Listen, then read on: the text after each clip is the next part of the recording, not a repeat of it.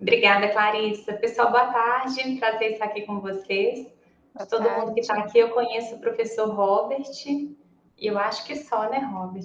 Conhecidos aqui, eu acho que é mesmo. Acho que só o Robert que eu conheço. Boa tarde a vocês, queria cumprimentar a todos. Eu sou a professora Carla Sabino, sou professora do Departamento de Ciências Contábeis aqui da UFMG, e eu fui convidada aqui pela professora Bruna para moderar essa sessão aqui do CEMEAD sobre governança corporativa.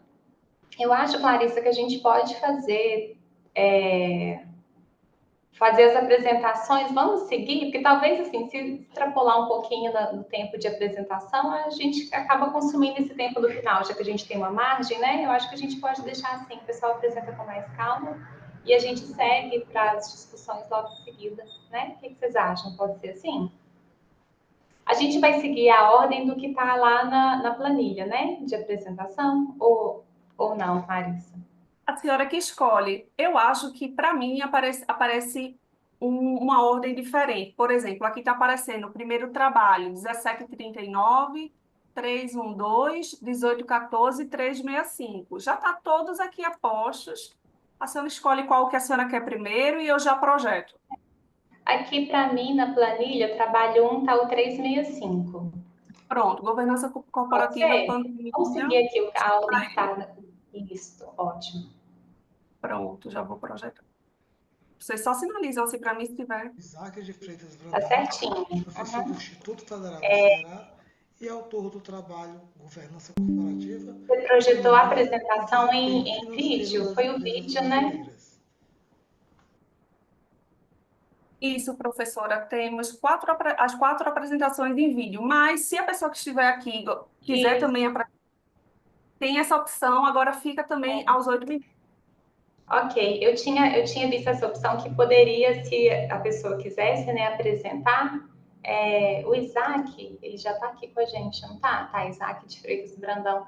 Isaac, você prefere que a gente passe o vídeo da apresentação ou você gostaria de apresentar? O que você acha? Boa tarde, pessoal. Vocês estão me ouvindo? Sim, a gente está te ouvindo bem. Como eu sou uma pessoa muito prolixa, eu prefiro a apresentação que já está em 8 minutos. Às vezes, quando Ah, eu falo, ótimo. não é isso. Tá ok, tá jóia então. Então pode passar, Clarissa, obrigada. Se o áudio do vídeo está alto, porque para mim aqui não saiu um áudio bacana, no sentido de nítido, tá bom? Dei play aqui, vocês só sinalizam. A Tá. pandemia de Covid-19 gerou uma crise Tá um econômica de pouquinho baixo, proporções. Clarissa. Para a Olá, gente aqui eu tá sou baixo. Isaac de Freitas Brandão, professor. O vídeo, ele está com áudio baixo. Tenta, Aí, acho que eu vou Eu ter que estou aumentar vendo. então, né? Eu Vai estou voltar ouvindo. de dar o play. ó, Do Instituto Federal do Ceará e autor do trabalho Governança Corporativa, Pandemia e Desempenho Financeiro das Empresas Brasileiras. A pandemia de Covid-19 gerou uma crise econômica de proporções mundiais e com características diferentes das crises econômicas recentes, principalmente por ter sido ocasionada por um fator exógeno ao ambiente corporativo e que afetou toda a cadeia produtiva. No Brasil, observou-se uma retração da economia entre o segundo trimestre de 2020 e o primeiro trimestre de 2021, com recuperação da economia a partir desse momento até o final do ano de 2022. Nesse contexto de crise econômica, a governança corporativa é vista como um dos mecanismos que pode atenuar os efeitos negativos da crise, proporcionando às empresas maior resiliência e menor suscetibilidade a fraudes. Para se analisar o desempenho financeiro das empresas durante períodos de crise, uma das técnicas que pode ser utilizada é a análise das demonstrações contábeis. Por meio dessa análise, é possível verificar o desempenho da empresa em termos de liquidez, endividamento, atividade, rentabilidade e valor de mercado. Nesse contexto, a pesquisa visou responder o seguinte problema: qual o efeito da governança corporativa sobre o desempenho financeiro das empresas brasileiras durante a pandemia de Covid-19? O objetivo, portanto, foi analisar a relação entre governança corporativa e desempenho financeiro das empresas durante a pandemia de Covid-19. Baseado na revisão de literatura, foram propostas duas hipóteses. A primeira, de que o desempenho financeiro das empresas brasileiras foi afetado pela crise econômica. A segunda é de que a governança corporativa influenciou o desempenho financeiro das empresas durante a pandemia. A amostra da pesquisa foi composta por 126 empresas não financeiras listadas na B3, no período de 2019 a 2022. Para se analisar o desempenho financeiro, inicialmente foram calculados 20 índices com dados extraídos das demonstrações contábeis. A partir desses índices, foi feita uma análise de componentes principais para identificar as principais dimensões do desempenho financeiro durante o período de análise. A partir daí, de cada uma dessas dimensões, foi escolhido um índice financeiro, o de maior carga fatorial, para as análises posteriores. A governança corporativa foi analisada a partir de duas perspectivas. Uma primeira perspectiva baseada no informe de governança, que é um documento obrigatório para as empresas brasileiras que estão na B3. Esse documento contém 54 práticas de governança corporativa recomendadas pelo mercado. O segundo índice de governança foi baseado em 9 características dos órgãos de governança que são colocadas pela literatura acadêmica como indicadores de boa governança. Para testar a primeira hipótese de pesquisa, analisou-se por meio de testes de diferença de média a evolução do desempenho financeiro das empresas durante o período pandêmico. Para testar a segunda hipótese de pesquisa, analisou-se por meio de análise de regressão o efeito da governança corporativa interactuada com o ano da observação sobre os índices de desempenho financeiro. Na primeira tabela de resultados, nós temos o output da análise de componentes principais. Como pode ser verificado, a ACP indicou que há 8 dimensões que explicam o desempenho financeiro das empresas durante o período da pandemia. Em negrito, foram destacados os índices de desempenho que foram escolhidos em cada uma dessas dimensões para representar o desempenho financeiro nas análises subsequentes. Na segunda tabela de resultado, podemos analisar a evolução dos índices financeiros durante o período da pandemia. Dos 8 índices analisados, apenas o endividamento de longo prazo não apresentou diferenças estatisticamente significativas durante o período da pandemia. Além disso, podemos ver que os 2 índices de governança corporativa que foram analisados na pesquisa tiveram crescimento durante o período da pandemia. A terceira tabela de resultados apresenta a análise entre governança corporativa e índices de desempenho financeiro. Podemos ver nesses resultados que, em 2019, antes da pandemia, apenas o endividamento de longo prazo apresentava relação com a governança corporativa. Em 2020, período mais crítico da pandemia, o endividamento de curto prazo apresentou relação positiva com a governança, enquanto o retorno sobre o patrimônio líquido e o marco to book apresentaram relações negativas. Em 2021, já no período de recuperação, o endividamento de longo prazo voltou a apresentar relação positiva com a governança, assim como em 2022. Entretanto, o marco to book continuou com uma relação negativa. Em 2022, além do endividamento de longo prazo, observou-se relação positiva da governança com o endividamento de curto prazo e com o market to book. Os resultados da pesquisa indicam que o período pandêmico afetou todas as áreas do desempenho financeiro das empresas e que houve nesse período um aprimoramento positivo do sistema interno de governança corporativa das empresas brasileiras. A adoção de práticas de governança corporativa, principalmente no primeiro ano da pandemia, pode ter contribuído para elevar o acesso à dívida das empresas, endividamento de curto prazo, e também combater uma miopia gerencial de curto prazo, medida ali pelo efeito sobre a rentabilidade. Entretanto, os resultados também apontaram que durante o período da pandemia, 20 e 21, o market to book, indicador de valor de mercado, apresentou relação negativa com a governança, o que levanta questionamentos acerca da eficácia da governança corporativa em mitigar os efeitos de crises econômicas sobre a percepção de valor das empresas brasileiras no mercado de capitais. Como contribuições de trabalho, do ponto de vista teórico, a pesquisa contribuiu para a análise da relação entre governança corporativa e desempenho financeiro, principalmente sob a perspectiva da abordagem contingencial. O ambiente de crise econômica afeta a relação entre governança e desempenho.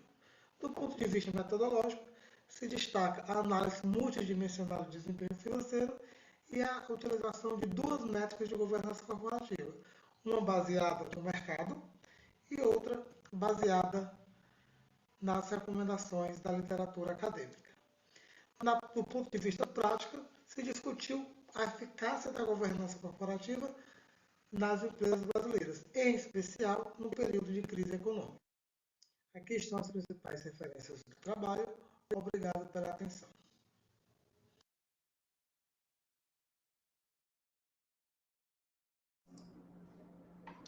Bom, obrigada por projetar aí, Clarissa. Parabéns pela apresentação, Isaac. O Isaac está aqui, tá? Parabéns pela apresentação, pelo trabalho que você desenvolveu. Eu acho que a temática, em geral, aqui de governança corporativa, ela é extremamente relevante.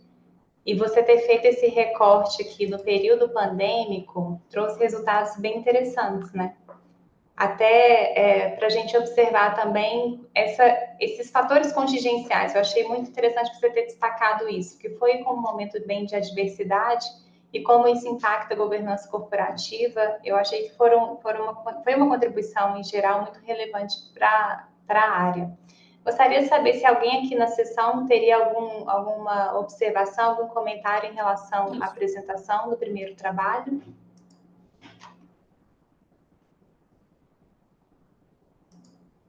Não? Isaac, você quer comentar sobre a execução do seu trabalho, sobre os resultados que você encontrou? Boa tarde. Vocês estão me Boa ouvindo? tarde. Sim, a gente ouve bem. Eu acredito que eu não tenho muito o que comentar, assim, né? Foi um trabalho que eu desenvolvi durante 3 anos, como bolsista de PIBIC, em 3 anos de trabalho, até chegar nesse resultado final. E eu consegui, esse é o terceiro trabalho, na verdade, que é desse conjunto de trabalhos. Primeiro eu analisei só o desempenho, depois só a governança, e nesse último eu consegui fazer esse link entre os dois. O que mais me intrigava, desde a época da minha tese, 2019, era exatamente até que ponto o desempenho das empresas realmente é afetado por uma boa ou por uma má governança de acordo com as práticas recomendadas. E aí eu consegui pegar dois tipos de práticas, as práticas indicadas pelo mercado de capitais, lá no Informe de Governança, e as práticas indicadas pela academia, pelos trabalhos anteriores, de trabalhos acadêmicos, e verifiquei não somente o valor de mercado, que é o que normalmente as pessoas verificam, verifiquei também o desempenho do ponto de vista contábil, indicadores de desempenho contábil. E o que mais me intrigou foi que, em determinados períodos de crise, o valor de mercado ele apresentou uma relação negativa com a governança, que é o contrário do que se espera, de que nas crises a governança tem uma relação positiva com o valor de mercado, né? E também a questão do desempenho financeiro medido pela rentabilidade. Em 2020, a rentabilidade das empresas, de um modo geral, caiu, né? E a queda foi maior nas empresas que tinham melhor governança. E aí eu fiquei encucado com isso, eu fui atrás, por que que aconteceu isso? E aí eu encontrei no gerenciamento de resultados uma possível explicação. Porque nos períodos de crise econômica, as empresas costumam gerenciar os resultados para que esse efeito sobre o desempenho seja menor, uma suavização dos prejuízos. E como a governança corporativa, teoricamente, reduz o gerenciamento de resultados, uma possível explicação para que as empresas em 2020, com melhor governança, apresentassem uma rentabilidade menor, é exatamente por isso. Teria menor gerenciamento de resultados, o desempenho financeiro medido pela rentabilidade, nesse ano, seria mais real, digamos assim, nas empresas com uma governança mais adequada. Por isso que o desempenho medido pela rentabilidade seria menor nessas empresas. Mas isso é apenas uma tentativa teórica de explicar um resultado prático, tá? Eu não tenho nenhuma evidência porque eu não medi o gerenciamento de resultados. Acho que esses são os principais tópicos desse meu trabalho. Mas pode ficar aí também de sugestão de pesquisa futura, né? Fazer esse comparativo e talvez trazer essa evidência do gerenciamento de resultados. Eu gostei muito da sua apresentação, acho que tem resultados bem relevantes e até sugestões de pesquisa futura também bem interessantes, né? Que pode estar sendo investigado. Parabéns, Isaac, obrigada, viu? Clarice, acho que a gente já pode ir para a próxima, são 4h47. Perfeito. A casa seria qual a próxima na lista da senhora? Deixa eu pegar aqui da minha lista, peraí. O próximo é o 1814.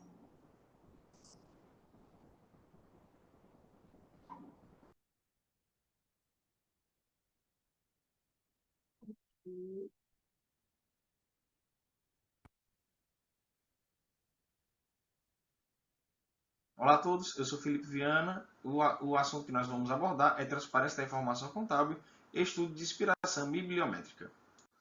A transparência da informação contábil é crucial na governança corporativa e na confiança dos stakeholders.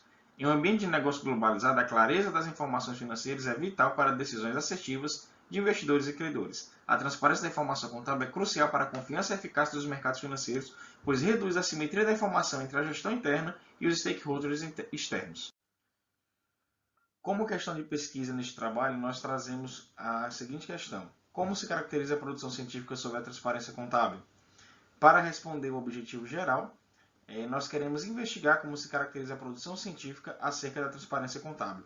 E para responder a mesma questão, nós trabalhamos os objetivos específicos em verificar a evolução da produção científica, analisar os periódicos com publicações sobre a temática, mapear redes de coautoria, analisar o perfil de coautoria e analisar as palavras-chave mais recorrentes.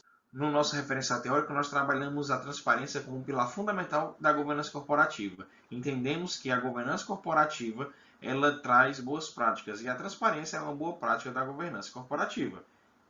Então, essa transparência ela ajuda na tomada de decisão, nas incertezas associadas aos investimentos e na redução da assimetria informacional.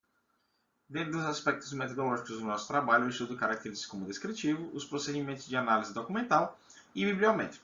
Ressaltamos que a nossa amostra possui 701 trabalhos. Essa amostra ela foi coletada através da base de dados da Scopus, conforme mostra as etapas do quadro a seguir, que foi a implementação da pesquisa, procedimento de coleta, procedimento de tratamento, adequação e organização dos bancos de dados e procedimentos de análise.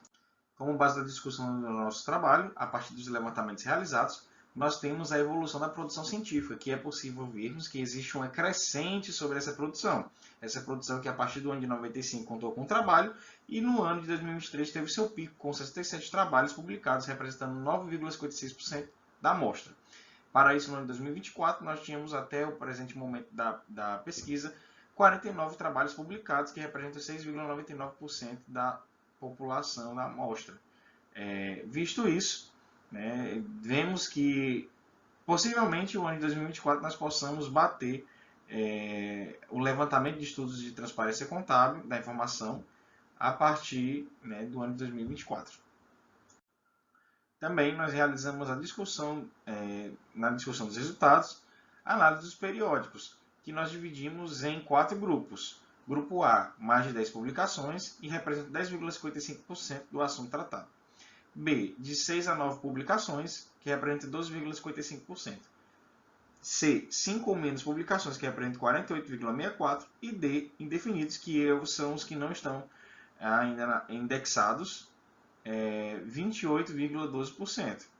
Então, nós conseguimos verificar que o grupo com mais de 10 publicações, eles mantêm aí um ranking de publicação referente à temática.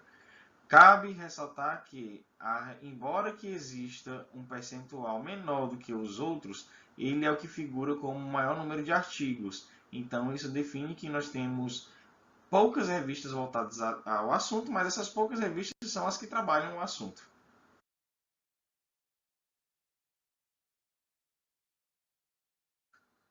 Ainda na análise dos periódicos, a revista Public Money and Management libera com 21 publicações.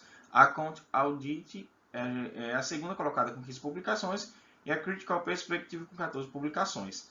Então, assim também nós conseguimos verificar que revistas voltadas para a área contábil, elas têm trabalhos publicados dentro da transparência da informação. A partir de agora, nós estamos verificando a rede de coautoria. O primeiro cluster é formado por Held e Rodgers, representado pela cor vermelha. Esse cluster é formado por 2 autores com os trabalhos realizados e 288 citações. O segundo é formado por Gemerkovsky e Nuranab, representado pela cor azul. Esse cluster também é formado por 2 autores com 7 trabalhos realizados e 73 citações. E o terceiro é formado por Bakri e McNay, representado pela cor verde. Esse cluster é formado por 2 autores com 6 trabalhos e 90 citações. Ressalta-se que essa rede de coautoria, nós estamos falando de trabalhos que são realizados juntos, ou seja, que eles produziram sobre a temática. Ainda em rede de coautoria, agora nós observamos a rede de coautoria entre países. Os 10 clusters formados representam o agrupamento de países que colaboram com a temática da pesquisa e possuem conexões de publicações. Sendo o cluster vermelho formado pelo Egito, Jordânia, Kuwait, Malásia, Nigéria, Arábia Saudita, Suíça, Tunísia e Emirados Árabes. O cluster verde, Brasil, Camarões, Colômbia, Equador, França, Irlanda, Portugal e Espanha. E o cluster azul, Azerbaijão, China, República Tcheca, Grécia, Indonésia, Polônia, Taiwan e Ucrânia. Lembrando que nós referenciamos aqui os 3 maiores clusters. Para o perfil de auditoria, o pesquisador mais prolífero em número de artigos foi Held, David, da Universidade de Glasgow, com 7 artigos publicados e com 138 citações. Bowrai, da Escola de Negócios Booth, da Universidade de Chicago, é um caso notável com 1.360 citações, indicando uma alta influência no estudo da transparência da informação contábil. O artigo mais citado do Bow é Incentives versus Standards, Property of Account, Income in 4 East Asian Countries, produzido em dezembro de 2003, com a temática Informação Assimétrica, Qualidade dos Relatórios Financeiros, Transparência e Conservadorismo. Temáticas correlatas. Ao analisar a frequência de distribuição das publicações ao longo do tempo, pode-se inferir um total de 2.529 palavras-chave, desenvolvidas a partir da temática abordada nesse estudo. A partir do processamento dos dados do programa VoiceViewer, considerando um mínimo de 10 ocorrências por palavra-chave, obteve-se 6 clusters. Cada cluster é representado por uma cor, indicada a frequência com que se representa junto aos demais. A figura 3 demonstra a formação dos grupos por palavras, onde as conexões entre elas indicam a frequência da co-ocorrência nos artigos. A palavra-chave transparência figura com maior frequência de 134 vezes, destacando-se como um tema central e transversal nos estudos. A partir dos resultados obtidos, observou-se quanto à evolução das publicações que existe uma crescente produção científica relacionada à transparência da informação contábil, destacando-se para o ano de 2017 com a produção anual acima de 30 artigos, resultando no ano de 2023 com a produção de 77 trabalhos, reforçando a contemporaneidade dessa temática. Quanto à análise dos periódicos, a partir da inferência realizada, obtemos-se 4,70 artigos aproximadamente por revista. Os resultados vêm a confirmar a lei de Bradford, considerando a análise temporal para as mesmas, que pode-se afirmar que o número de publicações sobre o tema ainda precisa ser ampliado. A descoberta desse estudo orienta pesquisadores a explorar de forma mais profunda e abrangente as temáticas contemporâneas relacionadas à transparência contábil. Além disso, atualiza a comunidade acadêmica sobre a tendência atual na área da contabilidade, permitindo que os pesquisadores se familiarizem com os principais estudos e fundamentos teóricos estabelecidos. Este estudo apresenta algumas limitações que devem ser consideradas. A utilização exclusiva da base de dados da Scopus pode ter restringido a abrangência dos resultados obtidos. Esta escolha pode ter excluído pesquisas relevantes disponíveis em outras bases de dados, potencialmente limitando a diversidade e a profundidade das contribuições deste estudo. Além disso, a análise foi restrita a artigos científicos publicados, o que significa que pesquisas em andamento, relatórios técnicos, livros, dissertações e outras fontes de informações pertinentes não foram incluídas.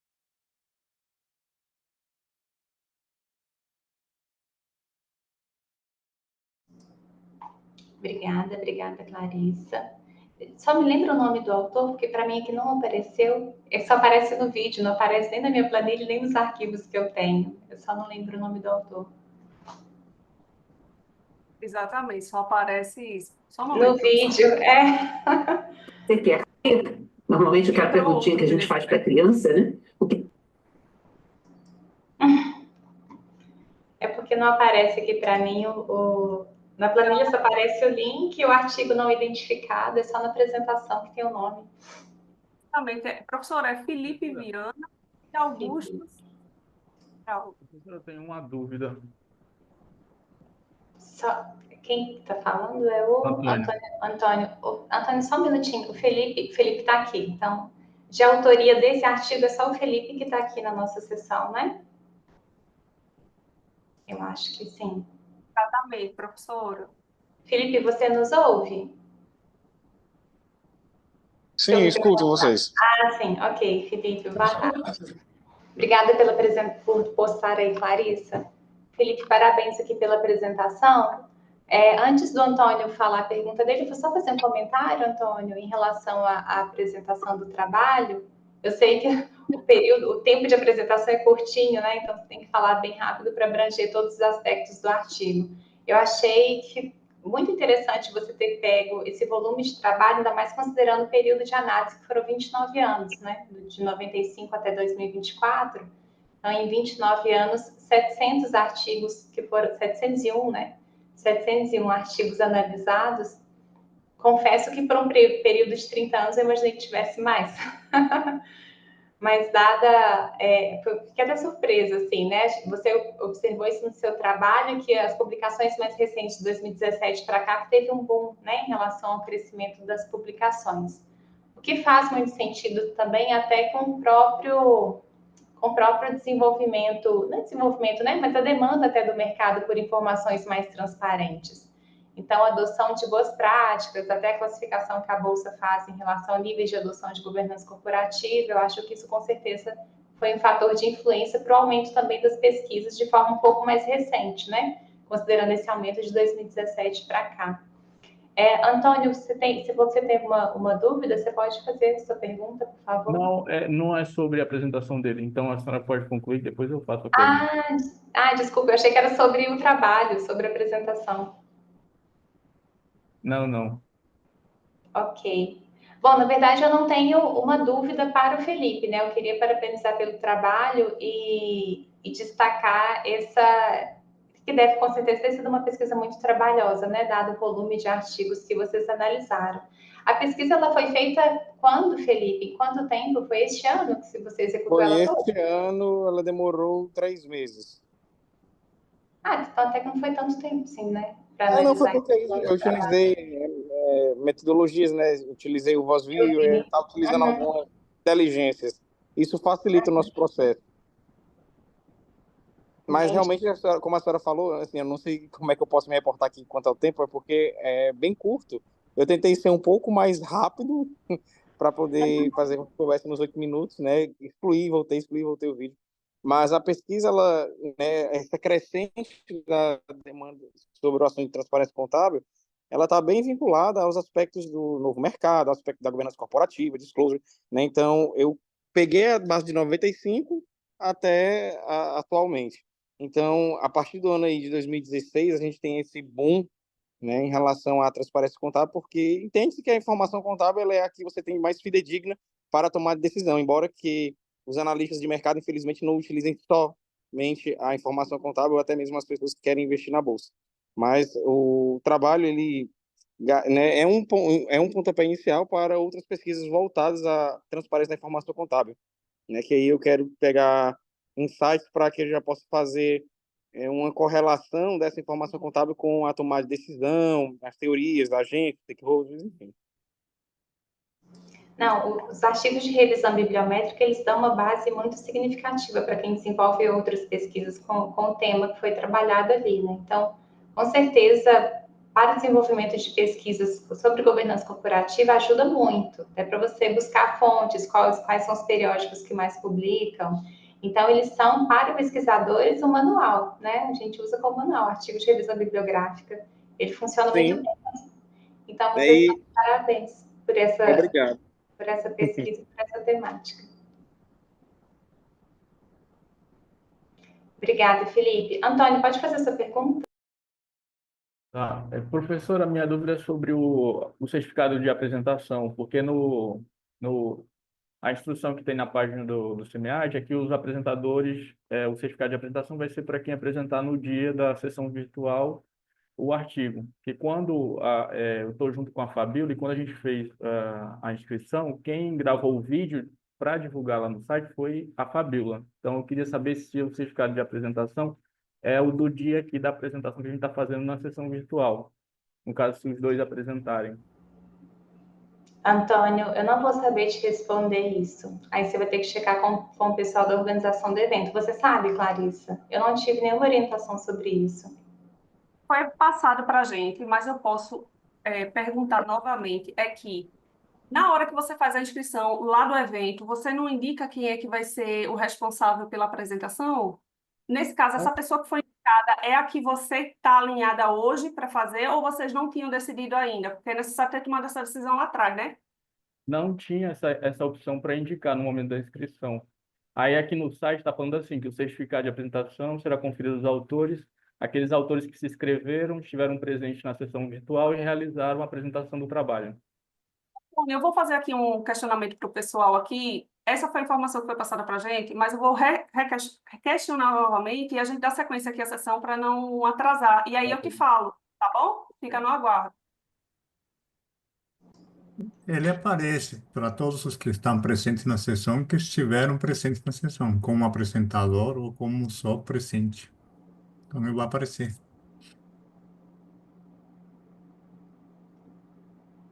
Eu não sei como é que eu não tive essa informação. Aí eu não sei. A gente faz a avaliação da sessão, eu vou marcar a presença aqui, né, de vocês.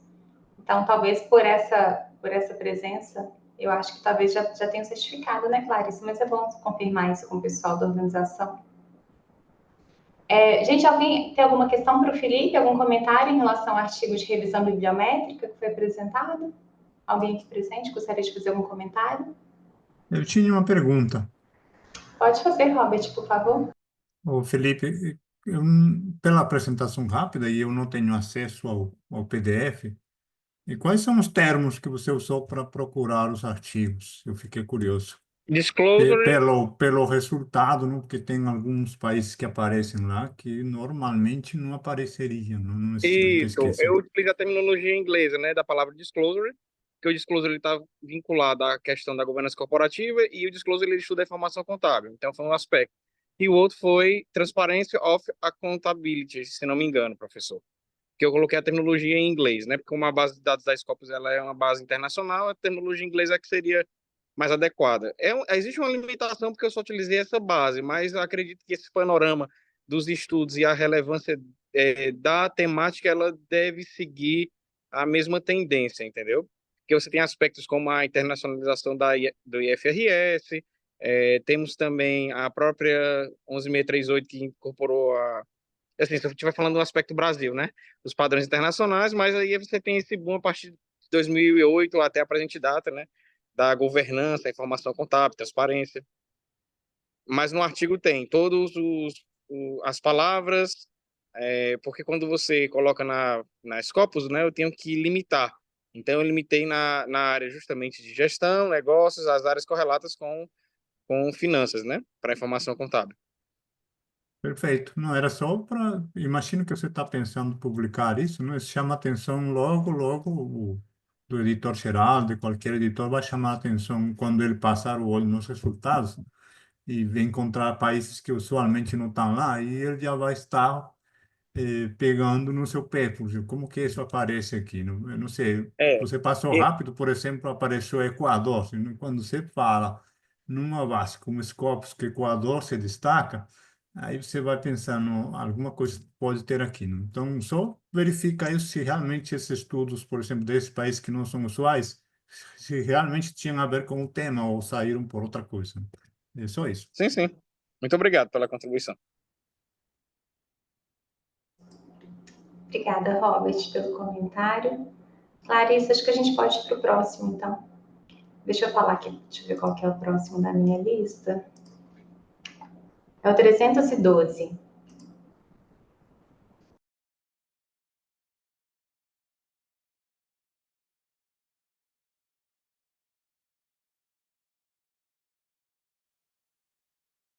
Greenwashing e sustentabilidade corporativa, uma revisão sistemática da literatura com foco em inteligência artificial e aprendizado de máquina, aprovado no CMEAD de 2024, organizado pela Universidade de São Paulo. Olá, meu nome é Roberto Loyola, faço parte do programa de pós-graduação em administração, da linha de pesquisa de finanças e métodos quantitativos da Universidade de Brasília. Este trabalho foi elaborado com coautoria da doutora Ludmila de Mello Souza, do Departamento de Contabilidade e Atuariais, também da Universidade de Brasília. Eu agradeço a oportunidade de compartilhar nossa pesquisa com vocês. Fazendo uma pequena introdução ao tema, e como todos já sabem, a sustentabilidade corporativa ela tem se tornado um dos conceitos mais importantes do século XXI, impulsionada também pela necessidade de equilibrar o desenvolvimento econômico com a preservação ambiental e equidade social. Nesse contexto, os relatórios de sustentabilidade, que também são conhecidos como relatórios ESG, têm desempenhado um importante papel, justamente porque eles permitem que as empresas comuniquem de forma transparente suas práticas ambientais, sociais e de governança.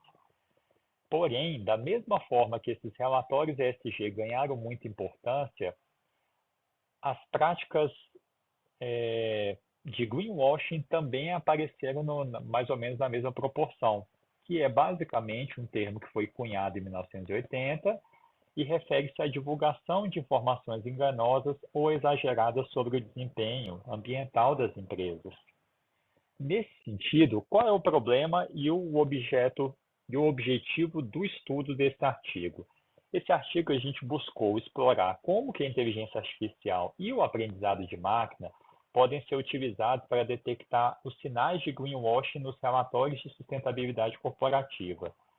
Embora todos saibam que a inteligência artificial e o aprendizado de máquina estejam cada vez mais avançadas, e estão, nós percebemos nessa revisão sistemática da literatura que a aplicação dessas tecnologias para detectar greenwashing ainda está na fase inicial. Porém, há espaço, para futuras pesquisas. Qual foi a metodologia utilizada? Nós utilizamos, por ser uma revisão sistemática de literatura, nós utilizamos o Prisma 2020, que é basicamente um conjunto de diretrizes que é amplamente aceito pelo meio acadêmico, que tem o objetivo de garantir a transparência e a qualidade das revisões sistemáticas e as meta-análises. A pesquisa nós utilizamos a base de dados Scopus, o período foi os últimos 5 anos, isso quer dizer de 2019 a 2023, e fizemos pesquisas utilizando 3 termos e as interseções entre eles: greenwashing, inteligência artificial e aprendizado de máquina. O que nós tivemos como resultado dessa análise bibliométrica? Bom, primeira coisa é que, de fato, de 2019 a 2023, tivemos um aumento expressivo de publicações sobre greenwashing, com um aumento mais acentuado nos últimos 2 anos. A maior parte dos trabalhos foi publicado pelos Estados Unidos, China e Europa, que são regiões que já dominam as pesquisas sobre sustentabilidade e finanças corporativas, e a maior parte dos artigos está concentrada nas áreas de administração, finanças, ciências ambientais, ciências da computação, o que destaca para a gente a relevância interdisciplinar desse tema. No que tange a discussão e os principais achados, nós percebemos que a revisão sistemática da literatura, utilizando os últimos 5 anos, nos trouxe muitas informações importantes. Primeiro, embora a preocupação com greenwashing tenha crescido nos últimos anos, existe de fato um desalinhamento entre as práticas declaradas pelas empresas em seus relatórios de sustentabilidade e as ações efetivas implementadas para mitigar os impactos ambientais. Então, de fato, a gente tem visto que tem casos de greenwashing. Esse desalinhamento ele tem vários problemas. Por quê? Porque afeta a confiança do consumidor, dos investidores, também pode ter efeitos adversos tanto no desempenho financeiro quanto na reputação de longo prazo das empresas envolvidas. Percebemos também que, no que tange à inteligência artificial e aprendizado de máquina, a maioria das pesquisas elas se concentram na análise de dados textuais, por meio da NLP, que é o processamento de linguagem natural. Porém, essas tecnologias estão muito limitadas em contextos experimentais e necessita, de fato, de uma adoção mais robusta em aplicações da vida real, aplicações empresariais reais. E, por fim, nós percebemos também que esses algoritmos de inteligência artificial e aprendizado de máquinas têm dificuldades, de fato, de captar nuances sutis, como omissões de informações críticas, distorções contextuais nos relatórios. Então, isso indica o quê? Que utilizar exclusivamente inteligência artificial e aprendizado de máquinas, sem a complementação de outras abordagens, tais como auditorias independentes ou adoção de métricas padronizadas, podem não ser suficientes para se detectar greenwashing de uma forma bastante eficaz. E agora, indo um pouquinho para as conclusões e contribuições, tanto para a academia quanto para o mercado acadêmico, o mercado corporativo. Bom, nós, obviamente, detectamos que, de fato, há um aumento na publicação do tema greenwashing, e que tem um interesse de diversos pesquisadores, e que, de fato, isso é um ambiente de pesquisa importante, para pesquisadores, para profissionais que trabalham com isso, mas nós percebemos que existe, de fato, a necessidade de se ter padronização de métricas e metodologias para mensurar a veracidade desses relatórios ESG. Existe uma ausência global de padrões unificados, para se criar esses relatórios. As inteligências artificiais têm dificuldade mesmo, em avaliar e criar padrões mais precisos de se detectar o greenwashing, justamente por conta dessa despadronização dos relatórios, Entendemos também que inteligência artificial e machine learning não podem ser as únicas formas de detecção de greenwashing, mas podem ser ferramentas complementares, e que há um grande espaço para pesquisas futuras que abordem a integração dessas três temáticas. É isso. Agradeço a oportunidade e estou à disposição também para responder aos eventuais questionamentos. Obrigada. O trabalho foi apresentado, as autorias é o Roberto e a Ludmila. O Roberto está aqui na sessão, que eu vi. Roberto Loyola, isso, você estava aqui desde o início. Roberto, parabéns pela apresentação. Em relação a essa temática, tem uma mudança recente, foi publicada na semana passada, as 2 primeiras normas internacionais padronizando as informações de sustentabilidade. Elas foram publicadas pelo Conselho Federal de Contabilidade, que trata da IFRS S1 e S2.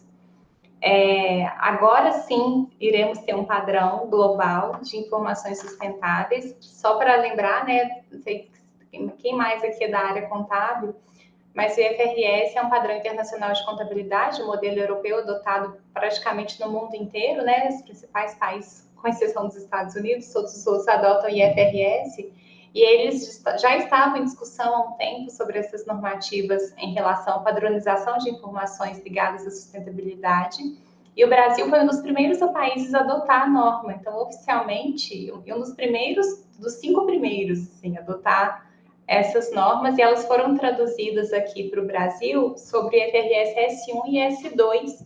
Então, é a norma brasileira de contabilidade, S1 e S2, que é para padronizar as informações de sustentabilidade. Então, informação novinha aí, Roberto, se você quiser publicar o artigo em um periódico, você já pode acrescentar essa informação no seu texto.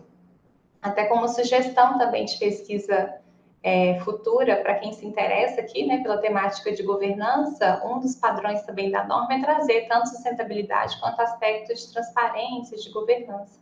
Então, é uma normativa mais recente, fica de sugestão aí para complementação também. E para quem tiver interesse, até de fazer um comparativo, como as informações eram publicadas antes dessa norma, agora que vai ter um padrão, que tipo de informação que vai ser padronizada nos relatórios da administração, eu acho que fica bem interessante. Então, está de parabéns aí pelo trabalho, Roberto. Pessoal, alguém tem alguma questão aqui para o Roberto em relação ao trabalho que foi apresentado? Professora, eu tenho. Ótimo. Eu ia até te perguntar, Clarissa, que eu vi que vocês estavam conversando no início. Foi. Quando Fique à ele entrou, vontade. aqui eu sou da UFPE, de Finanças, conheço o professor Robert, que eu sou de professora José, professor Robert. E aí, o que é que acontece? A gente aqui está desenvolvendo agora uma temática mais voltada para o ESG e a gente está com diversas linhas. Eu estou no doutorado com greenwashing, né? E aí, o que é que acontece? O grande desafio que também está sendo enfrentado pelo Roberto é justamente isso, porque a todo momento está saindo um novo trabalho, porque a gente está no exponencial da pesquisa sobre isso, mas eu trago, assim, boas contribuições, sabe, Roberto, para o seu trabalho, porque eu sei que é algo que eu me senti perdida também, e eu tive que ir para o Centro de Informática do pessoal que pesquisa inteligência artificial aqui em Recife para poder conversar para, sabe, eles poderem dizer, ó, vê aí sobre isso para a gente, porque o grande babado aí desse greenwash é a gente conseguir colocar dentro de um modelo preditivo as variáveis que eu tenho que imaginar como é que a gente vai coletar o processo científico, a metodologia direitinho para validar isso. E aí, assim, eu vi que você falou de uma revisão sistemática de um pessoal daqui da Paraíba, da UFPB, que é o de Freitas, e ele está em 2022. E de Freitas ele traz alguns outros estudos, mas o trabalho de Freitas ele é muito bom, ele é muito bem escrito, mas ele é muito pequeno. Ele não discute tanto, mas ele cita muita literatura. Então, existem várias revisões sistemáticas da literatura muito interessantes que vale a pena estar dando uma olhada para poder até enriquecer o seu debate, a sua defesa, o seu argumento aí na sua pesquisa.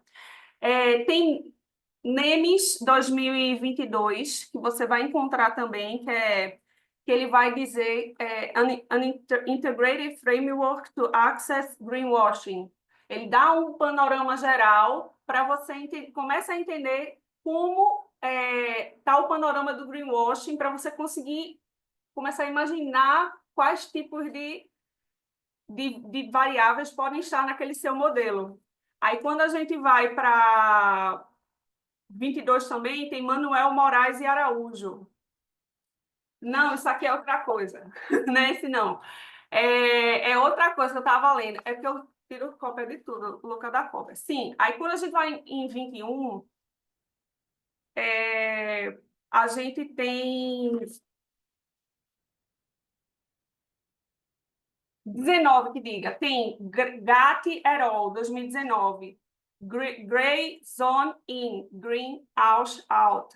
A Review Greenwashing Research and Implications for Voluntary and Mandatory Transition to CRS. Ele fala muito legal também, que dá para você entender e massificar isso. E eu vi que você citou no seu trabalho sobre que é um trabalho clássico, né? Do Lyon e Montgomery, 2015. Esse Lyon e Montgomery, eles são muito bons nessa área deles, são os poentes, mas existe uma continuação desse trabalho de 2024, que é Montgomery, Lyon e Borg, que eles resgatam esse artigo 2015 e trazem esse novo olhar, porque veja quanto tempo, né? 9 anos. E aí eles trazem para o contexto de agora. E o artigo que eu falei para você, para sua mente explodir assim, com relação a como você vai colocar isso no modelo preditivo, o grande desafio também é a gente entender que, quando a gente pega lá o modelo preditivo do pessoal da China, eles têm um sistema legal totalmente diferente daqui.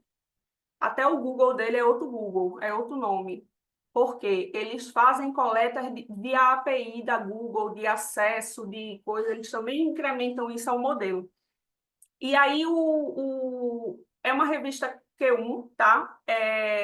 Lee, aí o outro rapaz é HRI, e Lee de novo, 2024. Uncovering Corporate Greenwashing. Você vai ver isso aí. Muito legal. Você vai ver que ele vai utilizar vários modelos de aprendizado de máquina e ele vai ali dizer qual foi que melhor se adaptou de acordo com os erros de resíduo. Então, assim, é um overview assim, de que você entra para modelos preditivos de greenwashing. E é muito, muito, muito legal. Ele começa com regressão linear, depois vai para Randall Forest, depois vai para KKN, para chegar em Support of Vector Machine e desembocar ali em redes neurais. Então, ele vê a quantidade de coisa que ele testa para poder ele dizer, olha, esse aqui foi o que melhor preveu para a realidade da gente. Os erros dos resíduos do modelo foram melhor. Então, é um norte. É uma trilha, não é um trilho. Não quer dizer que isso vai ser aplicado aqui no Brasil, porque a gente tem umas limitações de API, de locais para a gente conseguir acessar essas. Tem variáveis lá que são variáveis de como o pessoal externo está reagindo a essas informações, e ele mediu isso através do Google deles, via API. Então, só isso já é um artigo, entendeu? Para você acessar esse API. Então, é muita coisinha para formar, e como eu te disse, né? Pode ser que você colete tudo e não dê em nada. É o risco da guerra, né? E aí, assim, tem essas literaturas que eu acho que vai enriquecer bastante. E estamos aí. Se você quiser trocar figurinha comigo, me chama para a gente ir trocando figurinha, porque eu durmo hoje, amanhã eu já a primeira, juro a você, a primeira coisa que eu faço é atualizar para ver se teve algum trabalho que caiu novo, porque tá assim, o pessoal.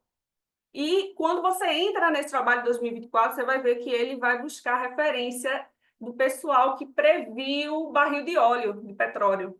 Ele buscou a referência lá do pessoal do mercado financeiro que estava prevendo preço de barril de petróleo para poder trazer para cá, para o modelo dele, a ideia, o que é muito legal. Aí vale super a pena. Espero ter contribuído e não estourado o tempo. Obrigada, Clarissa. Acho que o Roberto deve ter gostado bastante, porque você deu vários nortes, assim, para ele poder seguir. Roberto, você tem algum comentário em relação às questões que a Larissa colocou, os comentários que ela fez? Sim, na verdade, assim, eu queria primeiro agradecer, né, pelos comentários, né, da Carla, né, da Clarissa também. Como é uma temática muito nova, né, a gente passa pela mesma apreensão, porque, de fato, o que a Clarissa falou, de todo dia pesquisar para ver se surgiu algo novo, é o que eu também passei. É difícil você encontrar muitos artigos que tratam de uma temática com um pouco de profundidade, né? É difícil. Você encontra muita gente falando de greenwashing, mas para por ali. Mas você não vê como detecta, como que faz, quais são os problemas, né? E o outro comentário que eu queria fazer é que, de fato, essa pesquisa, ela terminou em 2023, né? Então, foi de 19 a 23. E pelo que eu estou vendo, tem muita coisa aparecendo agora em 24, né? Que é esse artigo que, inclusive, eu achei enquanto estava tendo as apresentações, né? A Clarissa conversou muito comigo aqui no começo, e eu já acabei achando ele aqui. De fato, é um artigo muito bom. Só é difícil falar o nome dos autores, né? Mas a gente observou que essa temática está sendo muito pesquisada na China mesmo, né? É impressionante assim, a quantidade de artigos que você encontra de diversas áreas lá da China. Mas é isso, gente. Eu só queria agradecer mesmo, né? Eu acho que esse artigo ele é o tema da minha tese de doutorado mesmo, né? Então, por isso que é algo que eu já venho pesquisando já tem um tempinho também. E tem que atualizar, né? Eu acho que a intenção é tentar publicar em alguma revista, né? Então, pré-requisito mesmo é atualizar com todos esses insights que vocês falaram, desde a IFRS S1, S2, os estudos mais recentes, né? Para direcionar melhor o documento. E Obrigado, viu, assim, gente? só para eu, porque eu estou empolgada, que é o meu tema, né? Com relação a esse IFRS 2, é bem interessante também, porque daqui que a gente se forme, né? Aí já vai estar o negócio acontecendo. Não, está acontecendo assim, né? O pessoal já vai estar começando a se mover, né? Com relação a isso. E quando você vê lá dentro, você vê que tem camadas ali da questão de como vai ser a mensuração dessas dessas informações dessas informações de sustentabilidade que terão também ser reportadas no financeiro. Então, eu disse para você, 300 páginas. Uma tese de 300 páginas, seja concisa.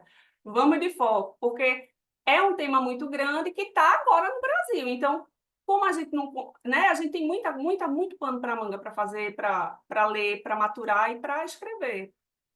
É interessantíssimo. E aí, só para fechar, eu só vou colocar meu e-mail aqui no chat, aí a gente depois troca ideia, Clarice. Vai ser é muito importante encontrar alguém que pesquisa a mesma coisa, porque é tão difícil essa temática, né? Obrigado, Sóia, né? gente.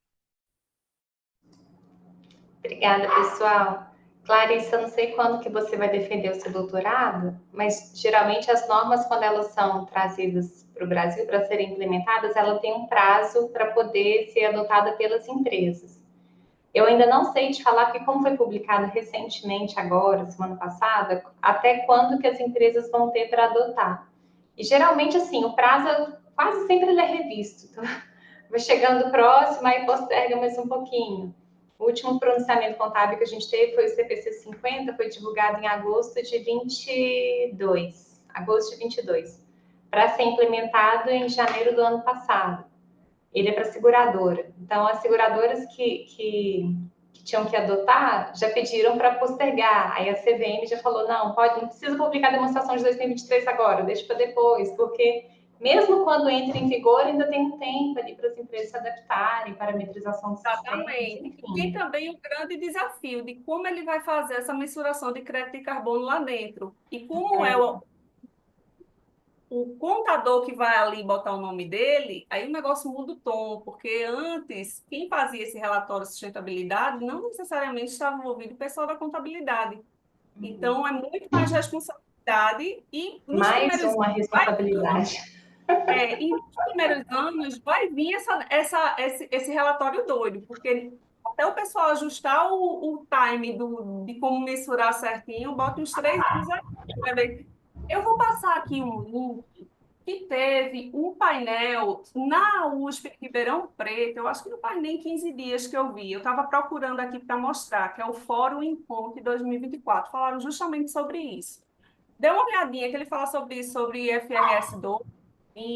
Ó, uma aula, 3 horas de vídeo, 3 horas e meia de vídeo, que eles debatem sobre isso, e são os pesquisadores que têm um projeto lá na CAPES. Aí tem um pesquisador que é do mercado, e ele fala justamente sobre essas nuances, e tem uma pesquisadora mesmo que está desenvolvendo essa temática nessa linha do IRFS. Botei aí para vocês verem. Gente, sem querer, É para você ficar até domingo pensando, viu? sem querer tumultuar um pouquinho, mas eu pesquisei aqui, viu, Carla?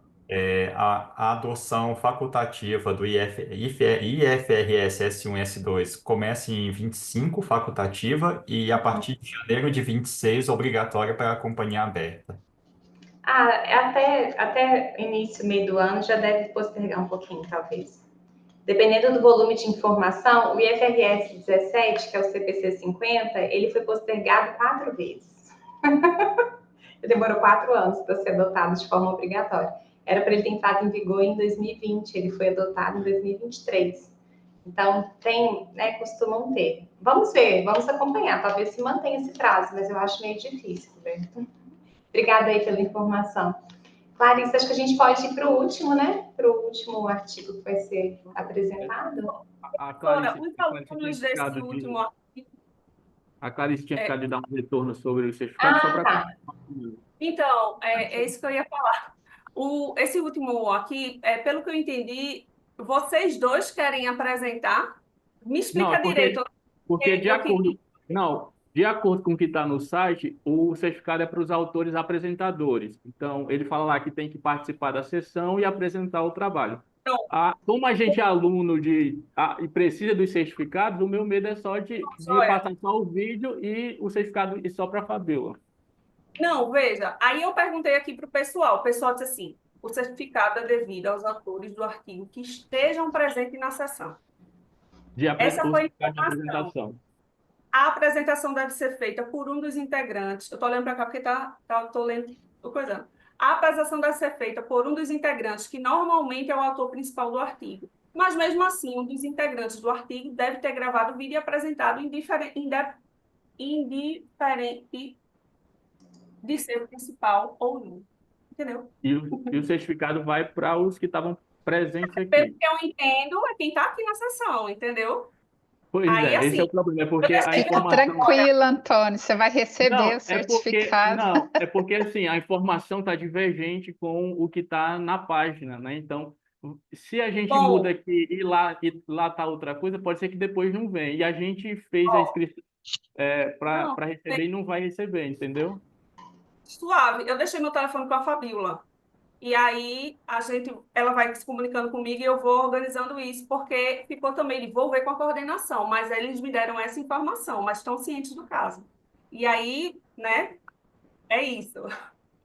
Se a gente quiser apresentar, como está lá falando que tem alguns apresentadores que estiverem presentes, a gente pode apresentar os dois aqui?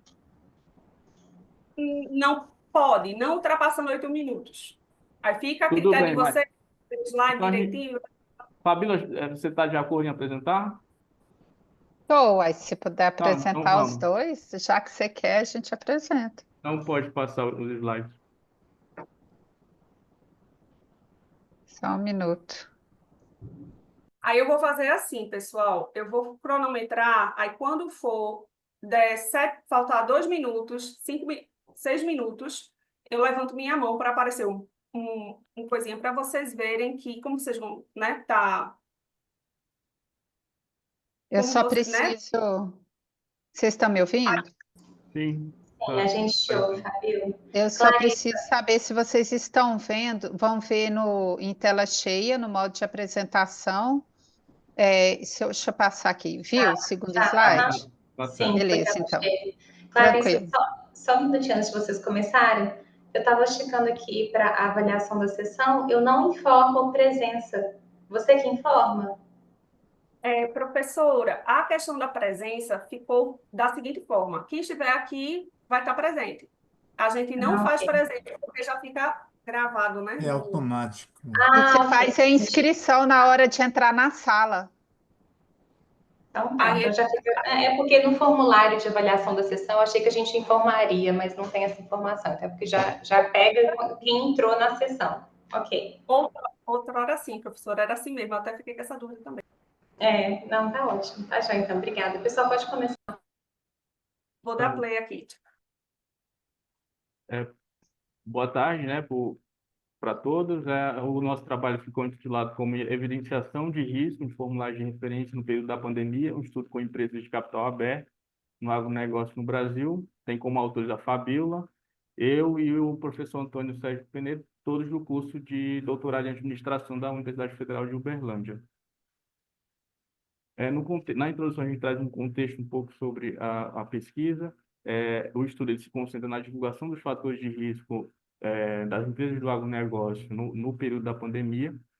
Trazemos aí a importância da divulgação de informações sobre os riscos e como isso pode reduzir a assimetria informacional entre os gestores e as partes interessadas, permitindo que os investidores e outras partes avaliem melhor os riscos associados aos investimentos. A pergunta de pesquisa foi como as empresas do agronegócio do capital aberto elas apresentaram o disclosure no período da pandemia de Covid-19. O objetivo, então, foi analisar como as empresas elas apresentaram esse disclosure por meio de formulários de referência durante a pandemia, os formulários de referência que elas divulgaram durante esse período.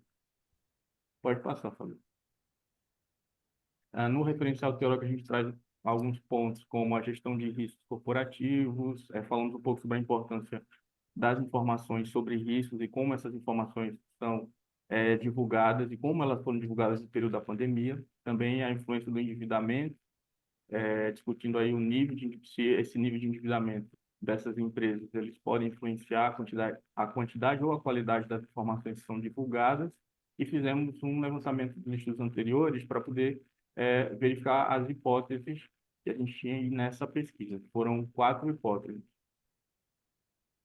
O nível de endividamento influencia o disclosure dos fatores de risco, o tamanho da empresa influencia o disclosure dos fatores de risco, a evidenciação da pandemia influencia significativamente o disclosure dos fatores de risco e, por último, o retorno anormal das ações influencia o disclosure dos fatores de risco. No caso dos procedimentos metodológicos, a gente analisou, a nossa amostra foi de 32 empresas que estavam listadas na Bolsa de Valores, no índice Agro B3. A coleta de dados que a gente fez foi do recorte temporal de 2017 a 2022, mas com foco em 2019 a 2022, que foi o período da pandemia. A análise de conteúdo foi através dos formulários, os formulários de referência apresentados, também dos relatórios contábeis, verificando nesses documentos a quantidade de palavras ou a quantidade de termos que aparecia que estivessem associados com o período da pandemia. Então, epidemia, pandemia, Covid, isolamento, doenças transmissíveis, foram as palavras que a gente foi procurando aí nessa análise de conteúdo. Então, nós utilizamos aí como variáveis de pesquisa, né, o disclosure dos fatores de risco como variável dependente. As variáveis independentes, nós utilizamos o endividamento, tamanho, retorno anormal das ações, rentabilidade, governança. A evidenciação da pandemia de Covid-19 foi uma DAM que nós construímos aí através da contagem do número de sentenças dentro dos relatórios de referência, né? Utilizamos também a internacionalização, né, como DAM, e aí a questão da comercialização de ADR relacionada aí a essa internacionalização e o setor. Fizemos aí um procedimento através uma análise linear com dados em painel. Utilizamos somente um modelo de regressão, né, referente aí às variáveis mostradas anteriormente. E passando aí para a análise dos resultados, né, a nossa análise, né, descritiva das variáveis, ela mostra que o endividamento ele teve uma variação média aí durante esse período analisado de 36%, né, dentro dessas empresas do IAGRO B3. Isso mostrou aí que as empresas apresentaram um aumento do endividamento médio em 36%. E olhando aí para a nossa variável dependente do disclosure dos fatores de risco, nós notamos que a média que ela apareceu nos relatórios dessas empresas foi de 307 vezes, né? Passando aí pelos testes para verificar se apresentou multicolinearidade, enfim, nós notamos que não tivemos esse problema e durante a análise, né, desse modelo. E apresentando aí os resultados, né, da nossa regressão. O resultado relacionado aí à variável de endividamento e disclosure de fator de risco, ele não foi significante para essas empresas que nós analisamos, mostrou que esse endividamento, ele não foi, né, ele não influenciou significativamente nessa divulgação dos riscos, né, e isso aí não validou a nossa primeira hipótese de pesquisa, que era realmente verificar, né, que era realmente a questão do endividamento ser influenciado pelo disclosure dos fatores de risco, né.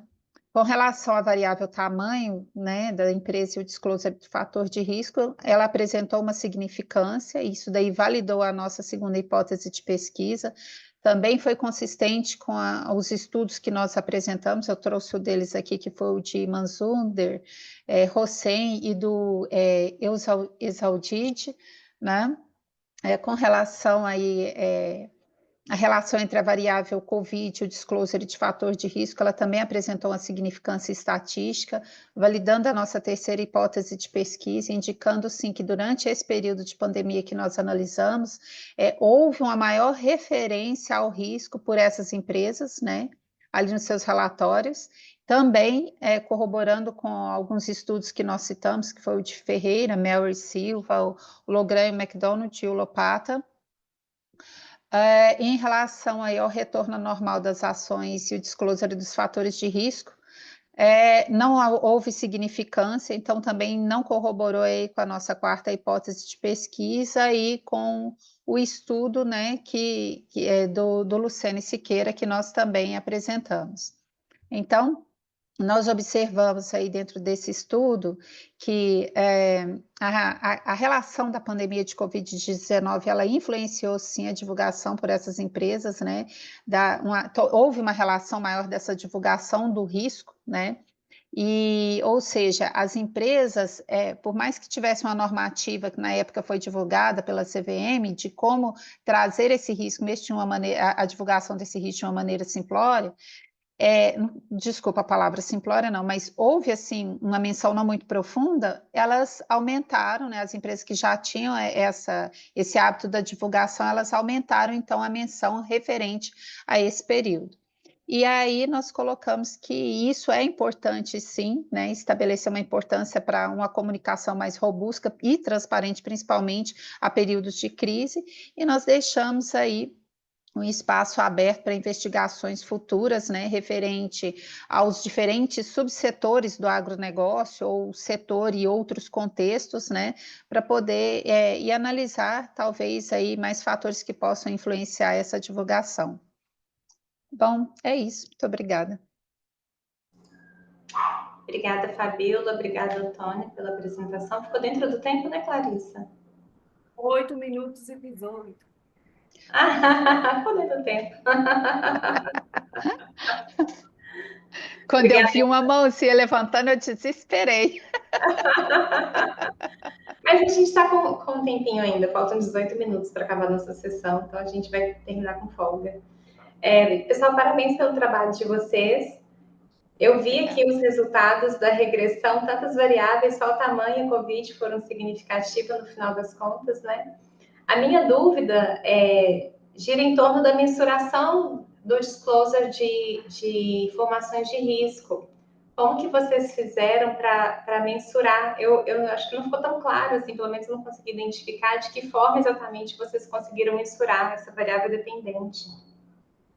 Nós contamos, dentro daquelas palavras, nós entramos em cada relatório, né, das empresas e contamos mesmo quantas vezes aparecia risco, pandemia. Por exemplo, quando a gente pegou o período de 2017, que foi 17, 18, 2 anos anteriores, né, até 19, porque passando o período de 19, 2020, que a gente notou que teve um boom maior da menção ao risco. Então, aquelas que já divulgavam risco, aparecia risco referente a qualquer coisa ali do mercado, algum período. E a gente contava. Quando deu 2020, 21 e 22, aí a gente notou Covid, epidemia relacionada ao risco, e a gente foi contando manualmente.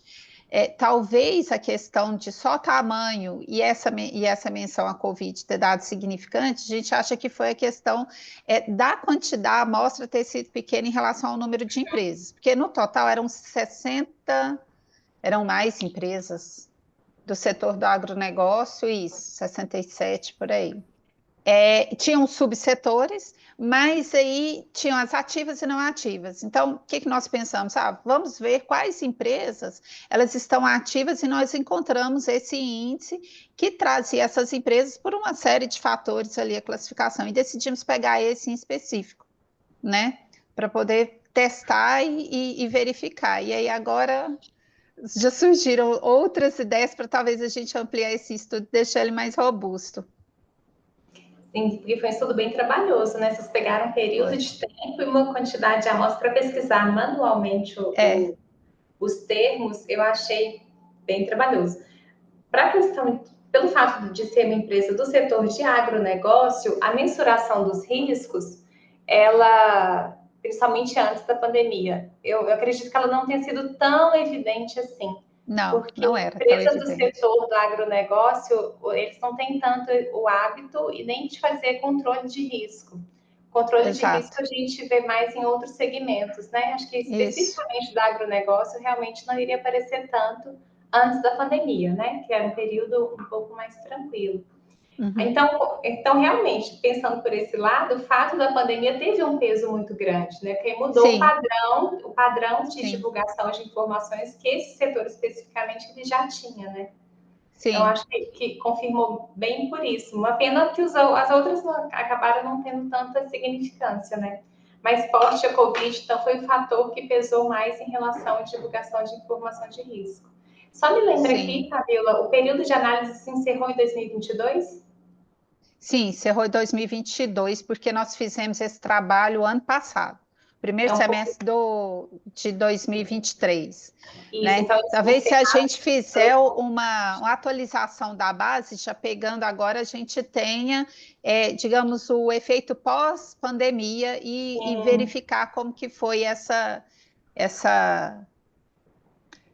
essa divulgação. É o objetivo fazer essa atualização até mesmo para publicar esse trabalho, né? E ver aí algumas outras sugestões que a gente teve até no Sapiens, que eu achei interessante, que foi considerar citações positivas e negativas referente ao risco, né? Trazer isso um plus a mais. E aí, para atualização e para publicação, a gente já está verificando essa possibilidade.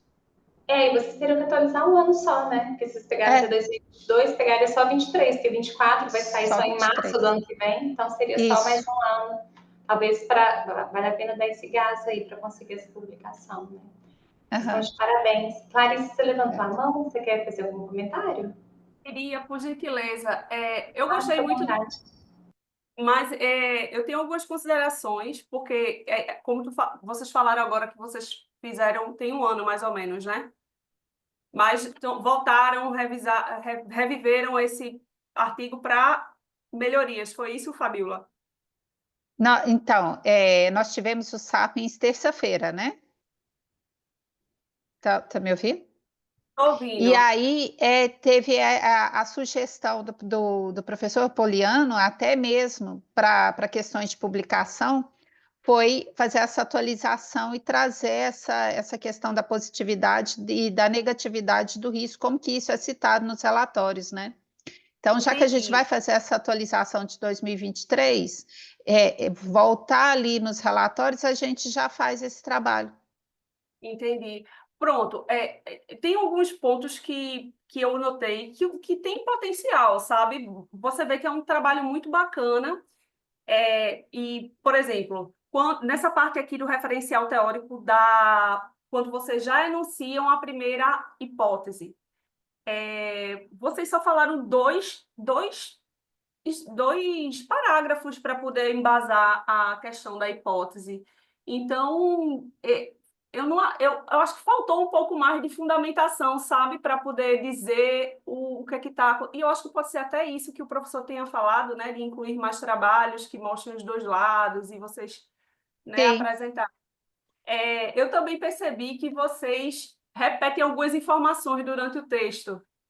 Porque aí volta a ter lá. Aí, às vezes, é necessário fluir um pouco mais essa comunicação com o leitor, sabe? Com relação à metodologia, quando eu vi o tamanho da amostra, mas aí você falou, né, você teve essa situação com a pequena amostra. E aí eu fiquei pensando, nossa, esses resultados que não deram significativos de variáveis que são chaves, endividamento, retorno das ações,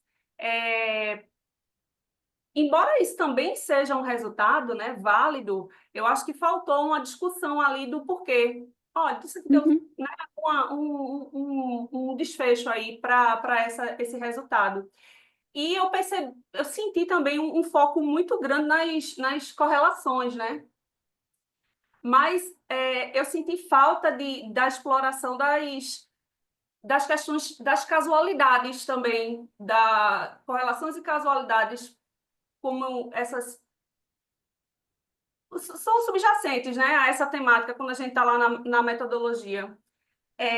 Aí, vamos lá para frente, mais um pouquinho, tem a questão do referencial teórico, que eu acho que o professor enriquecer aí nessa discussão, botar prós e contras, quem acha que deu, quem trabalha que deu uma coisa, que deu outra.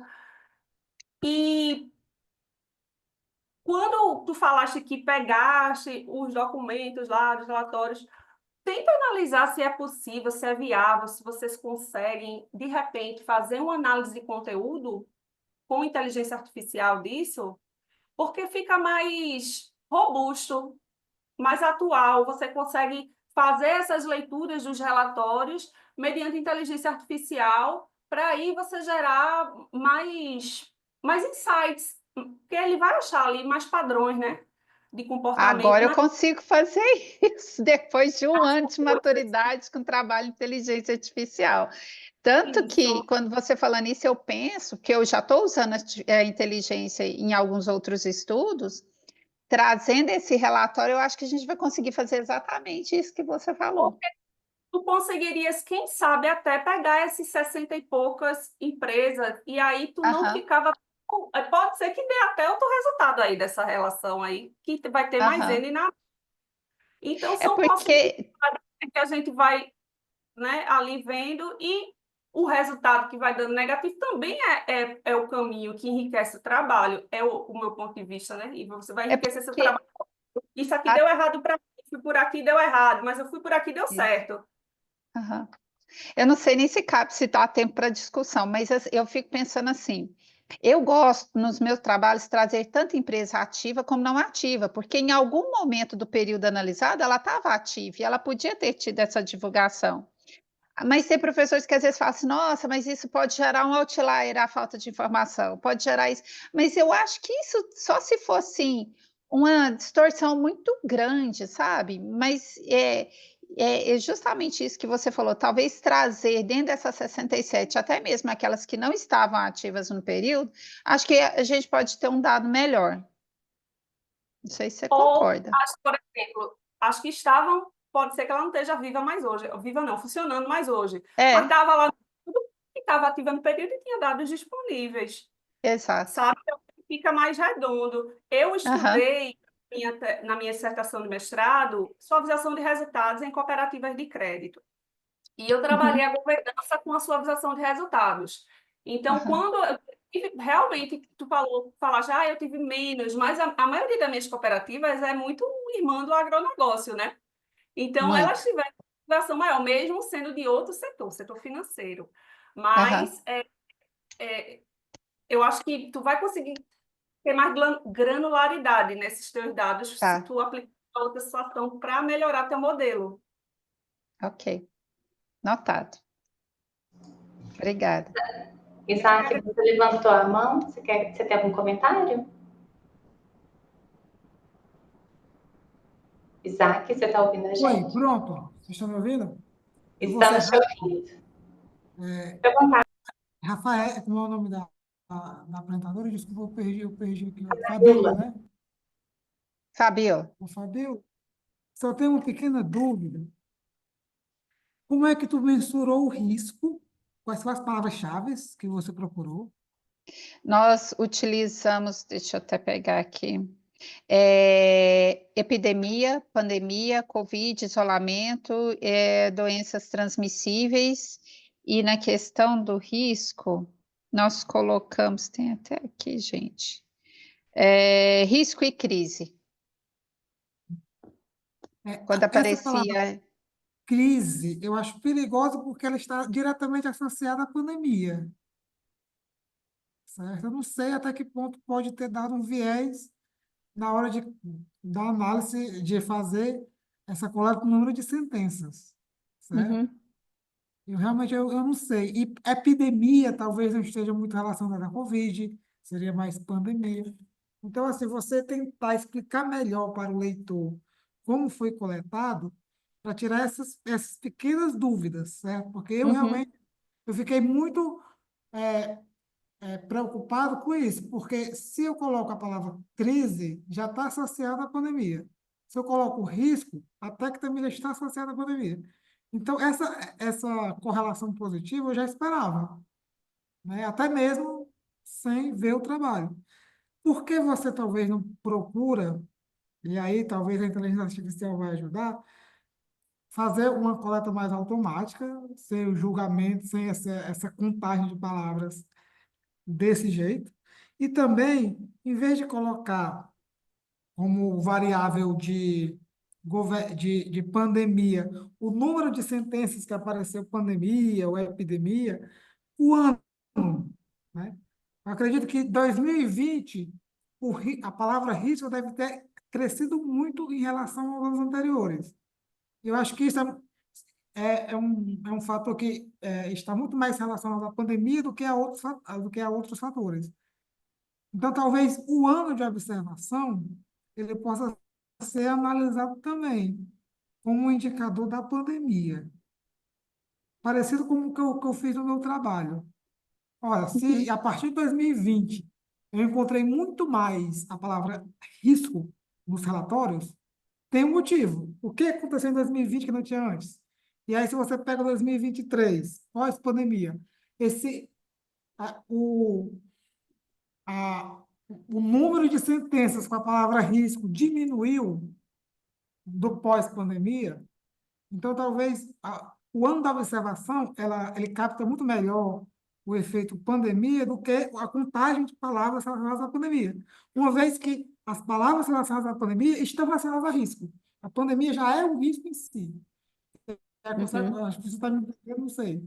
Porque a pandemia já é um Sim, não, risco. captei. Então, quando eu coloco pandemia, epidemia, eu já estou dizendo que é um risco. Então, isso já é esperado que seja um risco.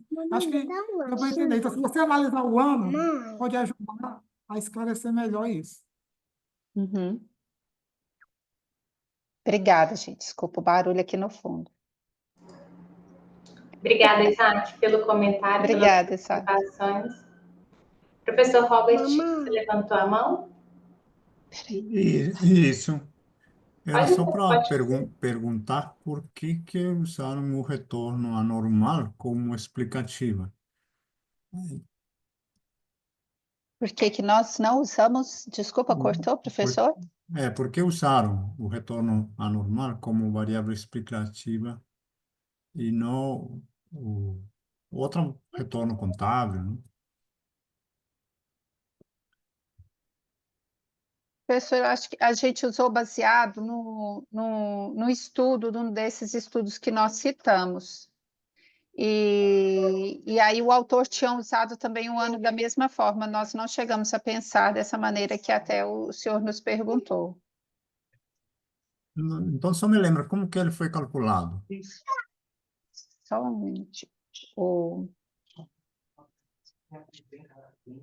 Em qual período, você sabe? Foi um ano antes ou no mesmo Foi período? 2017 a 2022. Eu sei, mas, por exemplo, você está explicando 2020, certo? Na regressão, você vai explicar a Certo. variável 2020, que é o risco, essa variável endógena.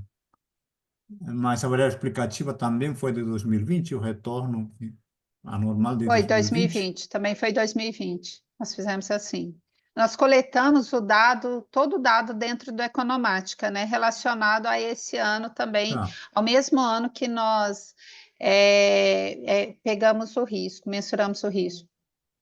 É porque pode ter um efeito inverso, né? E Entendi. talvez a publicação de risco é que impactou o retorno. E por isso que eu acho que seria mais interessante você colocar retorno contábil. E Ah, agora que você falou do mesmo ano, eu acho que o melhor seria testar também as variáveis defasadas, né? Eu explico 2020, mas com 2019. E eu explico entendi. 2021 com 2020, porque senão você tem um efeito simultâneo aí que pode ter comprometido que vocês não encontrem basicamente nenhuma significativa, né? Porque essa do Covid, eu concordo, ela está endógena, né? Mas Aham, está medindo nos dois lados, obviamente vai ter resultado positivo. Mas é só isso. aham. Certinho, obrigada. Vou testar. Obrigada, Robert, pelo comentário. E é exatamente foi essa conclusão que eu tirei. Depois que eu tinha te perguntado como você fez para medir que período, porque o fato do Covid ter sido ela e só o tamanho ter sido significativo, já seria um resultado esperado, né? Dado o período que você quis Aham, analisar, os termos de busca que foram usados para definir a sua variável independente. Acho que foi esse o maior ponto da discussão, né? Das dúvidas que surgiram aqui em relação aos resultados que vocês tiveram.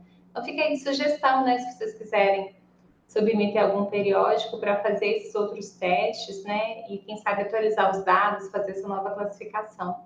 Comentário da Clarissa em relação à análise de conteúdo, eu acho que enriqueceria sim, mas eu fico pensando no espaço também, né? No tamanho do seu artigo. Manter as duas análises, talvez, né? Talvez daria novos insights ou então um novo trabalho, né? mas eu achei a sugestão também bem interessante para vocês desenvolverem novos temas e pensar em outros insights a partir desses resultados. Pessoal, mais alguma questão em relação, imagina, ao trabalho da Fabiola e do Antônio? Acho que não. Deu o nosso tempo aqui praticamente cravado, 18h01. Eu acho que a gente pode encerrar. A Clarissa saiu, gente, da sessão? Ah, não, Clarissa está aqui. É que você mudou aqui de tela para mim, Clarissa, eu não tinha te visto, perdão. Professor Robert, você levantou a mão mais uma vez? Você quer comentar Isso, alguma é bem coisa? rápido, porque eu não entendi, entrei depois que a Clarissa e o Roberto estavam conversando, mas pelo que eu entendi da conversa, certo? Vocês estão querendo pesquisar inteligência artificial com o greenwashing. Eu não sei qual que é o objetivo final desse trabalho de teste, mas eu imagino que é tentar identificar, certo, através da inteligência artificial o greenwashing. Esse ano no Enampad, certo, na conferência principal, a Enampad trouxe o Roberto Silanes e ele mostrou um trabalho interessante que é como capturar, certo, esse tipo de informações de relatórios escritos, certo? Ele estava trabalhando, no caso, com fundos private equity. O artigo já foi publicado, eu andei procurando agora rapidinho, porque eu pensei só postar o working paper que ela apresentou, mas ele já está publicado. Eu vou colocar aqui no chat, deixa eu ver onde que está o chat. Isso. Eu acho que esse pode ser um caminho, porque pela palestra deles, certo? Eles fizeram um trabalho bastante extenso, tá? Mostrando várias nuances de como que eles conseguiram aplicar a inteligência artificial para identificar no texto determinados tons das frases, certo? Se é positiva, negativa, e o resultado ficou bastante interessante, tanto que o artigo já está publicado, não? Ele acabou de ser finalizado e já está publicado na versão final. Eu acho que por aí é o caminho, talvez, para conduzir essas suas pesquisas. E a sugestão que deram também para o Antônio e a Fabiola, eu acho que também, se quiserem ir, vai ter que ser por esse caminho. Era só isso. Parabéns pelos trabalhos e ideias aí. Obrigada, Robert. Obrigada pelo comentário, pelo ter compartilhado aqui o trabalho. Até eu já peguei aqui também para dar uma olhada. Muito obrigada. Clarissa, eu acho... Fabiola, você só pode parar de compartilhar sua tela, por favor? Acho que a gente já pode encerrar, então, a sessão. A gente finaliza aqui os trabalhos, então, foram apresentados. Parou de compartilhar, professora? Parou. Uhum. Tá, Parou, obrigada. sim. Obrigada a você. E acho que é isso, né, Clarissa? Tem mais algum comentário, alguma informação que eu tenho que passar? Acho que não, né? Não, senhora. Só realmente para o pessoal avaliar aqui a sessão. Isso. Fiquem atentos aqui ao link. A Clarissa disponibilizou no chat para avaliar a sessão aqui de apresentação. É só clicar aqui no link e fazer a avaliação. Pessoal, muito obrigada, então. Parabenizo mais uma vez os autores que estão aqui, né, por ter publicado, por ter apresentado o trabalho aqui no SEMEAD. Agradecer a Clarissa aí pela parceria. Obrigada, Clarissa, pelo trabalho aqui com a gente. Obrigada a todos os participantes que estão aqui também, que trouxeram contribuições, né? Eu acho que foi uma sessão bem enriquecedora. Bom final de semana para vocês. Não esqueçam de avaliar aqui. E até mais. Tchauzinho, Obrigado, gente. até mais, até a próxima. Obrigada. Tchau, tchau.